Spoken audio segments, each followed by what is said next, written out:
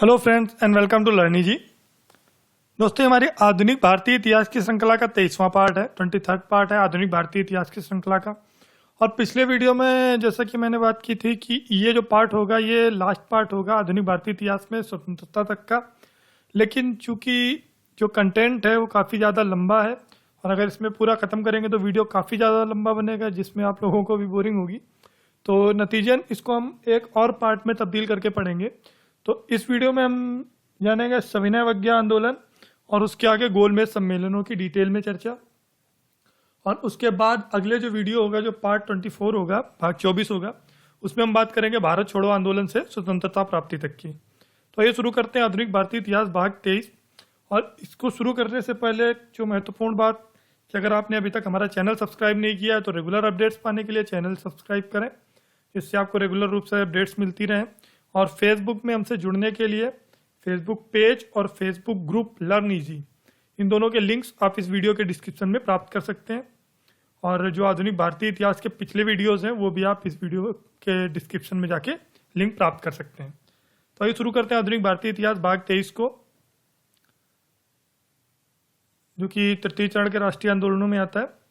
सविनय अवज्ञा आंदोलन। सविनय अवज्ञा आंदोलन की नींव 30 जनवरी 1930 ईस्वी को गांधी जी ने जब यंग इंडिया पत्र में, जब जो गांधी जी का यंग इंडिया पत्र था उसमें 11 सूत्रीय मांगे प्रकाशित की सरकार के लिए। तो ये मान सकते हैं जो सविनय अवज्ञा आंदोलन की नींव पड़ी वो 30 जनवरी 1930 ईस्वी को पड़ी, जब गांधी जी ने अपने पत्र यंग इंडिया में सरकार को 11 सूत्रीय मांगे पेश की। लेकिन जो तत्कालिक वायसराय थे लॉर्ड इरविन, उन्होंने इस पर कोई भी ध्यान नहीं दिया। जो भी 11 सूत्री मांगे थीं जो 30 जनवरी 1930 को प्रकाशित की गई उसका सरकार पर कोई असर नहीं पड़ा। इसके बाद 6 मार्च 1930 ईस्वी में गांधी जी ने जो वायसराय थे लॉर्ड इरविन उनको पत्र लिखा, लेकिन उसका भी कोई जवाब नहीं मिला, उसका भी कोई नतीजा नहीं निकला। चूँकि जब 2 असफल प्रयास किए गए, पहला 30 जनवरी को यंग इंडिया पत्र के द्वारा और दूसरा 6 मार्च को जो पत्र लिखकर वायसराय लॉर्ड इरविन को जो पत्र लिखा गया, उन दोनों के कोई नतीजे न निकलने पर गांधी जी ने दांडी यात्रा का निर्णय लिया और 12 मार्च 1930 ईस्वी को साबरमती आश्रम से दांडी यात्रा आरंभ की। अब अगर बात करते हैं दांडी यात्रा के कुछ महत्वपूर्ण बिंदुओं पर जो कि यहाँ पर मैंने मेंशन नहीं किए हैं, तो जो दांडी गुजरात प्रांत के नवसारी जिले में पड़ता है और इसकी जो कुल दूरी लगभग साबरमती आश्रम से अगर बात करते हैं तो 240 किलोमीटर के आसपास है। और ये यात्रा 12 मार्च 1930 को आरंभ हुई और लगभग 24 दिनों में ये यात्रा पूरी की गई और 5 अप्रैल को गांधी जी दांडी पहुंचे।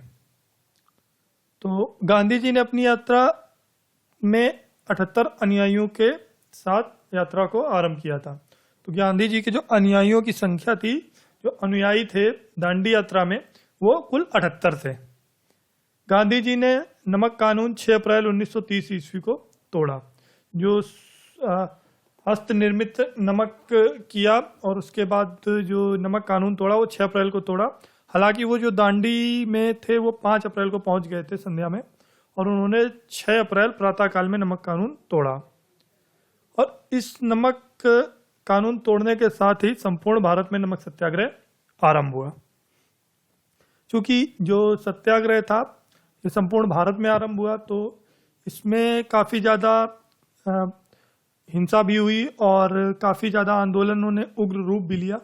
और इसमें एक महत्वपूर्ण बात यह भी थी कि इस आंदोलन में महिलाओं ने भी बढ़ चढ़कर हिस्सा लिया था, जिसका नतीजा ये था कि जो कांग्रेस थी उसका वर्चस्व और ज़्यादा बढ़ने लगा था। और कांग्रेस के बढ़ते वर्चस्व के कारण ही सरकार ने कांग्रेस को अवैध संस्था घोषित कर दिया था। तो अगर कांग्रेस, ये बात आती है, सवाल ये आता है कि कांग्रेस को सरकार ने अवैध संस्था कब घोषित किया, ये क्यों घोषित किया? तो दांडी या फिर ये बोल सकते हैं सविनय अवज्ञा आंदोलन में कांग्रेस के बढ़ते वर्चस्व से डर कर सरकार ने इसको अवैध संस्था घोषित किया। सरकार ने कांग्रेस के दमन के लिए लगभग 60,000 लोगों को गिरफ्तार किया। ये एक महत्वपूर्ण बिंदु है कि जब सविनय अवज्ञा आंदोलन देशव्यापी रूप में आया तो उस समय सरकार ने कांग्रेस के दमन के लिए लगभग 60,000 लोगों को गिरफ्तार किया। और इसमें दो प्रमुख गिरफ्तारियों की अगर बात करते हैं तो 16 अप्रैल को जवाहरलाल नेहरू और 4 मई को महात्मा गांधी की गिरफ्तारी हुई। कई जगह पर ये तिथि 4 की जगह 5 भी मिलती है। 5 मई को महात्मा गांधी की गिरफ्तारी हुई है, लेकिन जो सर्वमान्य मत है वो 4 मई ही है।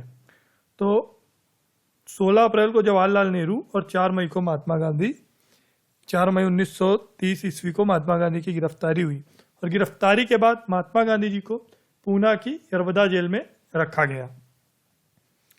आगे बात करते हैं, चूंकि यह देशव्यापी था और इसमें जो प्रमुख नेतृत्वकर्ता थे उन पर अगर एक नजर डालते हैं तो खान अब्दुल गफ्फार खान, मतलब सीपांत गांधी जिनका उपनाम था, उन्होंने खुदाई खिदमतगार नामक एक दल तैयार किया था।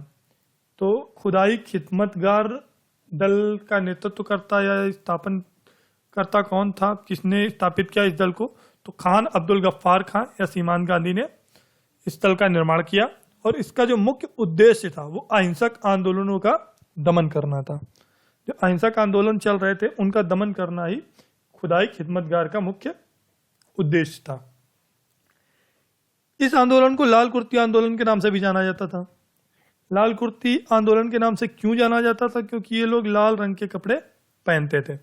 लाल रंग के कपड़े पहनने के कारण ही इनको लाल कुर्ती आंदोलन के नाम से भी इस आंदोलन को जाना जाता था।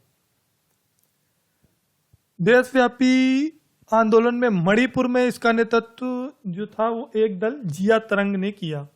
और जिया तरंग की जो स्थापना की वो यदुनाग ने की।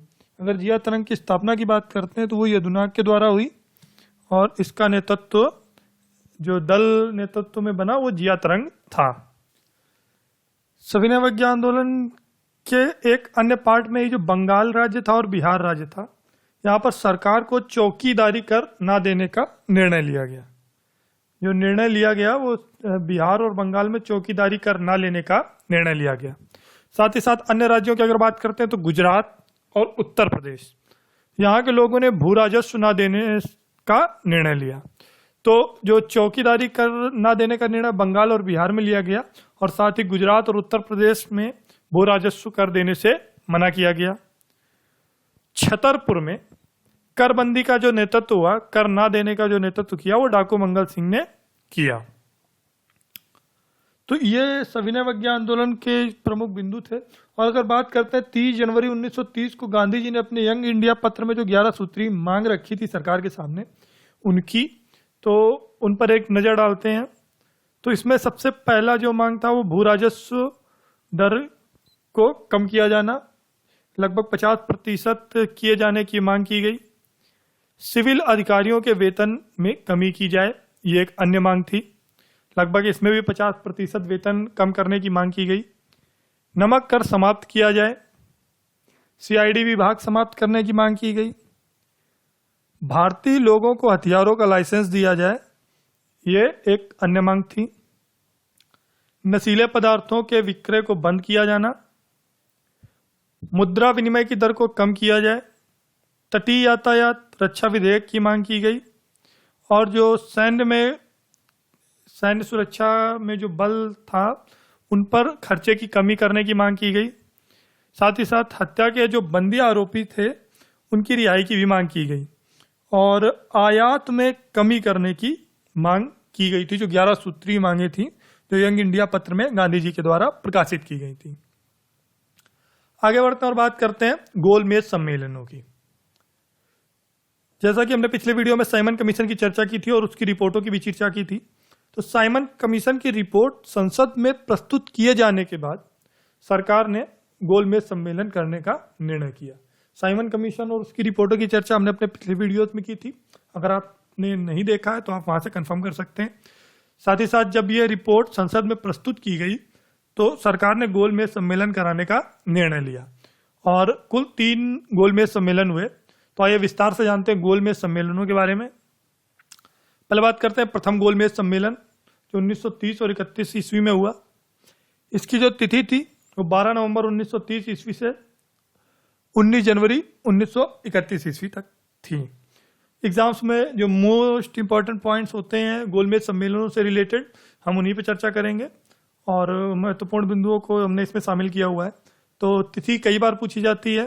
तो प्रथम गोलमेज सम्मेलन 1930-31 में 12 नवंबर 1930 ईस्वी से 19 जनवरी 1931 ईस्वी तक था। इसका जो आयोजन हुआ वो लंदन के सेंट जेम्स पैलेस में हुआ। जो प्रथम गोलमेज सम्मेलन था उसका आयोजन लंदन के सेंट जेम्स पैलेस में हुआ और इसका उद्घाटन जॉर्ज पंचम ने किया। जो जॉर्ज पंचम थे उन्होंने इस सम्मेलन का उद्घाटन किया। सम्मेलन के अध्यक्ष तत्कालिक ब्रिटेन के प्रधानमंत्री रैमजे मैकडोनाल्ड थे। जो रैमजे मैकडोनाल्ड जो ब्रिटेन के प्रधानमंत्री थे 1930 ईस्वी में, उन्हें इस गोलमेज सम्मेलन का अध्यक्ष बनाया गया।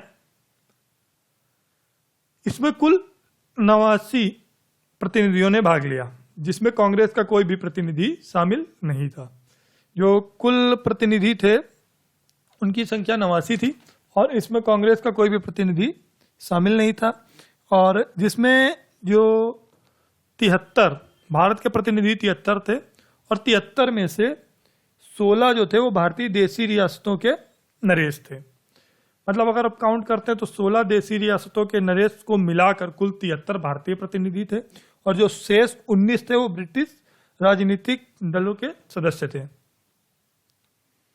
इस सम्मेलन का कोई भी निष्कर्ष न निकलने का मुख्य कारण वैचारिक मतभेद था।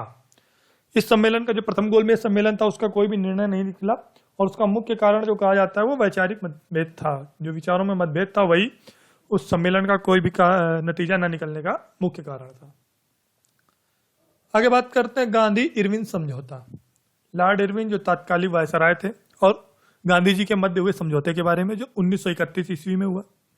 यह समझौता महात्मा गांधी और लॉर्ड इरविन के बीच दिल्ली में 5 मार्च 1931 ईस्वी को हुआ। जो तिथि थी वो 5 मार्च 1931 ईस्वी थी। इसको दिल्ली पैक्ट के नाम से भी जाना जाता है। तो दिल्ली पैक्ट क्या है? दिल्ली पैक्ट गांधी इरविन समझौते को कहा जाता है। मुख्य शर्तों पर बात करते हैं गांधी इरविन समझौते की। तो सविनय अवज्ञा आंदोलन के स्थगन की जो बात हुई वो इस समझौते में हुई। कांग्रेस का द्वितीय गोलमेज सम्मेलन में हिस्सा लेना तय हुआ। इस समझौते में कांग्रेस के नेताओं को बरी किया जाएगा, जो बंदी हैं उनको रिहा किया जाएगा। साथ ही साथ इस समझौते में मुख्य रूप से जो भूमिका निभाई वो टीबी सप्रू और जयकर ने निभाई। तो आगे बात करते हैं द्वितीय गोलमेज सम्मेलन की। जैसा कि निर्णय हुआ था गांधी इरविन समझौते में, दिल्ली पैक्ट में, कि कांग्रेस द्वितीय गोलमेज सम्मेलन में हिस्सा लेगी। तो इस सम्मेलन का जो आयोजन हुआ वो 7 सितंबर 1931 ईस्वी से 1 दिसंबर 1931 ईस्वी के मध्य हुआ। इसमें कांग्रेस समेत कुल 31 प्रतिनिधियों ने भाग लिया। चूंकि कांग्रेस ने भी इसमें भाग लिया था, कांग्रेस का जो प्रतिनिधित्व किया वो गांधी जी ने किया और गांधी जी राजपुताना नामक जहाज से लंदन गए हुए थे। गांधी जी जो लंदन पहुंचे थे वो राजपुताना नामक जहाज से पहुंचे हुए थे और इन्होंने ही कांग्रेस का प्रतिनिधित्व किया। तृतीय गोलमेज सम्मेलन का भी कोई नतीजा नहीं निकला और गांधी जी वापस लौट आए। आगे बात करते हैं तीसरे गोलमेज सम्मेलन की, जो 1932 ईस्वी में हुआ। तिथि की अगर बात करते हैं तो 17 नवंबर 1931 से 24 दिसंबर 1932, यहाँ पर ये 1931 गलत लिख गया है। तो इसकी जो तिथि थी वो 17 नवंबर 1932 ईस्वी से 24 दिसंबर 1932 ईस्वी तक रही। इसमें कुल प्रतिनिधियों की जो संख्या थी वो 46 थी, 46 थी। और इसमें जो मुख्य रूप से प्रतिनिधित्व करता थे वो उदारवादी दल के या सांप्रदायिक दलों के प्रतिनिधि थे। इसमें मोहम्मद अली जिन्ना जो कि पिछले 2 सम्मेलनों में आमंत्रित थे, उनको भी आमंत्रित नहीं किया गया था। तीनों गोलमेज सम्मेलनों में हिस्सा लेने वाले भारतीय, जो सवाल कई बार पूछा जाता है एग्जाम के दृष्टिकोण से बहुत ज्यादा महत्वपूर्ण है। तो जो तीनों गोलमेज सम्मेलनों में हिस्सा लेने वाले भारतीय थे वो डॉक्टर भीमराव अंबेडकर और टीबी सप्रू थे। गांधी जी ने एकमात्र द्वितीय सम्मेलन में हिस्सा लिया था। आगे बात करते हैं श्वेत पत्र की। श्वेत पत्र क्या था? तो गोलमेज सम्मेलनों के बाद ब्रिटिश सरकार ने 1933 ईस्वी में श्वेत पत्र प्रकाशित किया, जिसमें भारत का नया संवैधानिक उपबंधों का उल्लेख किया गया था। जो श्वेत पत्र था वो गोलमेज सम्मेलनों के बाद ब्रिटिश सरकार के द्वारा प्रकाशित किया गया, जिसमें भारतीय संवैधानिक उपबंधों का उल्लेख था जो नए संवैधानिक उपबंध थे। आगे चर्चा करते हैं पूना पैक्ट की। पूना पैक्ट क्या था? 20 सितंबर 1932 ईस्वी में गांधी जी के द्वारा यरवदा जेल में अमरण अनशन शुरू किया गया। तो गांधी जी ने यरवदा जेल में अमरण अनशन 20 सितंबर 1932 ईस्वी में शुरू किया, और इसका जो कारण था अमरण अनशन करने का वो ये था कि जो दलित थे उनके लिए पृथक निर्वाचन प्रणाली शुरू की गई थी। गांधी जी ने इसी के विरोध में 20 सितंबर 1932 ईस्वी में जेल में ही अमरण अनशन शुरू किया। अमरण अनशन शुरू करने के बाद डॉक्टर राजेंद्र प्रसाद, मदन मोहन मालवीय, सी गोपालाचारी और इन लोगों के साथ गांधी जी ने एक समझौता किया, जिसमें पृथक निर्वाचन मंडल समाप्त करने का निर्णय लिया गया। जो पृथक निर्वाचन मंडल था, निर्वाचन प्रणाली थी दलितों के लिए, उसको समाप्त करने का निर्णय लिया गया। दलितों के लिए जो आरक्षित सीटें थी प्रांत वाइज, उनमें बढ़ोतरी की गई। प्रांतों में जो दलितों के लिए सुरक्षित सीटें थी, आरक्षित सीटें थी, पहले जिनकी संख्या 71 थी उनको बढ़ाकर 147 कर दिया गया। और इस समझौते पर गांधी जी और डॉक्टर बी.आर. अम्बेडकर के हस्ताक्षर हुए थे। जो पूना पैक्ट था, ये सवाल कई बार पूछा जा चुका है, पूना पैक्ट पर किस किस के हस्ताक्षर हुए? तो पूना पैक्ट पर गांधी जी और डॉक्टर भीमराव अम्बेडकर के हस्ताक्षर हुए। तो फ्रेंड्स, अगले वीडियो में हम बात करेंगे भारत छोड़ो आंदोलन की। So thanks for watching this video, और इस वीडियो को लाइक करें और शेयर करें, इससे अधिक लोगों को लाभ मिले। और रेगुलर अपडेट्स पाने के लिए अगर आपने हमारा चैनल सब्सक्राइब नहीं किया है तो जरूर सब्सक्राइब करें, और अपने विचार हमें कमेंट्स बॉक्स में बताएं। Thanks for watching. Thank you.